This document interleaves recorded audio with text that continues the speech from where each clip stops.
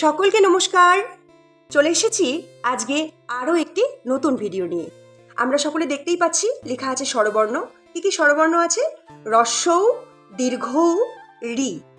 এই তিনটি স্বরবর্ণকে আমরা আমাদের সন্তানকে কিভাবে দাগের মধ্য দিয়ে সঠিক ও সুন্দর ও সহজে লেখা শেখাতে পারি, আজকের ভিডিওতে সেটাই আপনাদেরকে আমি দেখাবো। সবার প্রথমে আমরা শিখব হ্রস্ব উ।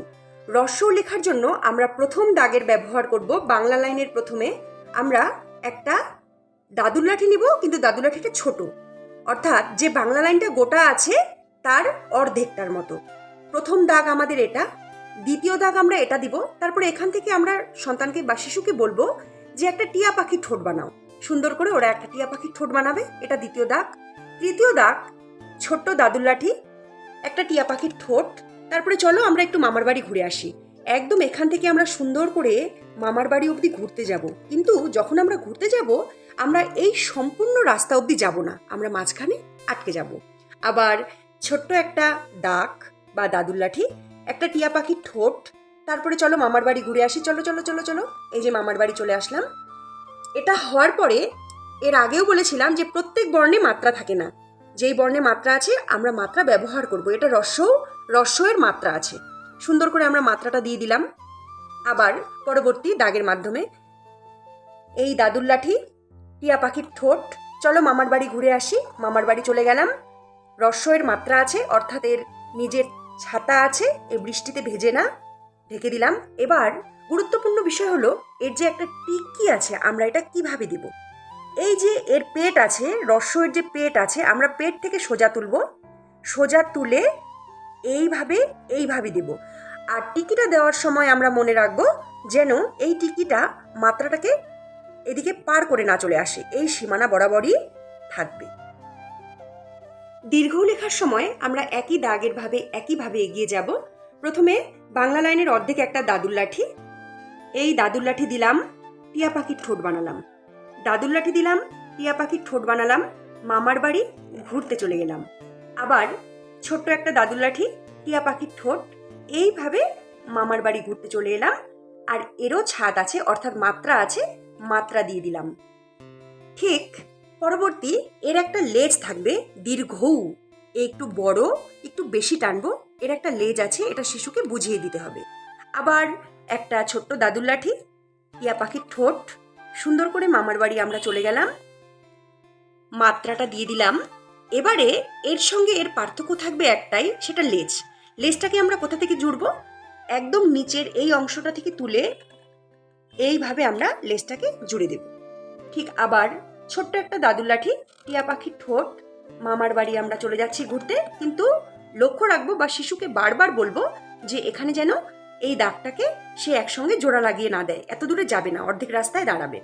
আমরা মাত্রাটা দিয়ে দিলাম, আমরা লেজটাকে জুড়ে দিলাম। এবার টিকিটা আমাদের দেওয়ার নিয়ম আমি প্রথমেই বলেছি যে এই যে পেট আছে, পেট থেকে আমরা তুলবো, সুন্দর করে এভাবে দিয়ে দিব।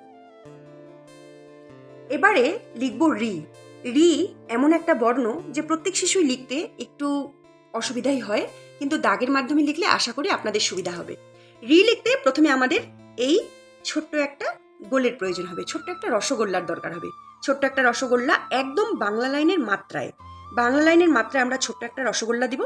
এবার সুন্দর করে উল্টো চাঁদ মামা আমরা যখন আঁকি, এদিক থেকে আঁকি, ডান দিক থেকে বাঁ দিক, আমরা বলবো যে একটা উল্টো চাঁদ মামা আমরা এঁকে দিলাম। এবারে এই উল্টো চাঁদ মামা হওয়ার পরে আবার একটা ছোট্ট গোল দাও, উল্টো একটা চাঁদ মামা আঁকো, তারপরে একটা এখান থেকে হাতের মতো বের করো, ছোট্ট একটা হাতের মতো বের করো। আবার একটা গোল, উল্টো চাঁদ মামা, ছোট্ট একটা হাত। এবারে আমরা এখান থেকে একটা পা বের করব। এই পাটাকে যখন আমরা বের করব, ঠিক আমাদের এই সীমানাটাকে মনে রাখতে হবে, যেন এই সীমানাটা পার করে না চলে আসে। একটা পা বের করলাম, এই আরেকটা পা, লক্ষ্য রাখবো এই পাটাকে আনার সময় যেন এই সীমানা বরাবর থাকে। ঠিক তেমনি আবার এই ছোট্ট একটা হাত, এই একটা পা, এই একটা পা। এবারে সুন্দর করে আমরা একটা দাদুর লাঠি নিচ থেকে উপরে তুলব। তারপরে আবার একটা ছোট্ট গোল, উল্টো চাঁদ মামা, একটা হাত, এই একটা পা, এই একটা পা, এই একটা দাদুর লাঠি।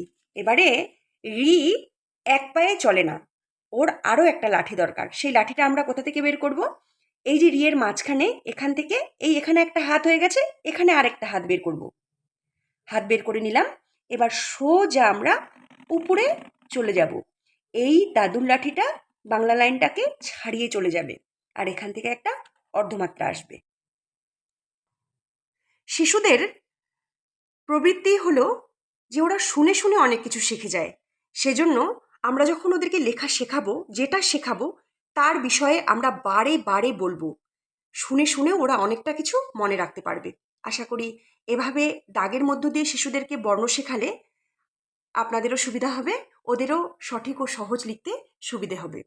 যদি ভিডিওটি ভালো লাগে অবশ্যই লাইক করবেন, কমেন্ট করবেন, আর আগামীতে কোনো কিছু জানার থাকলে অবশ্যই জানাবেন। নমস্কার।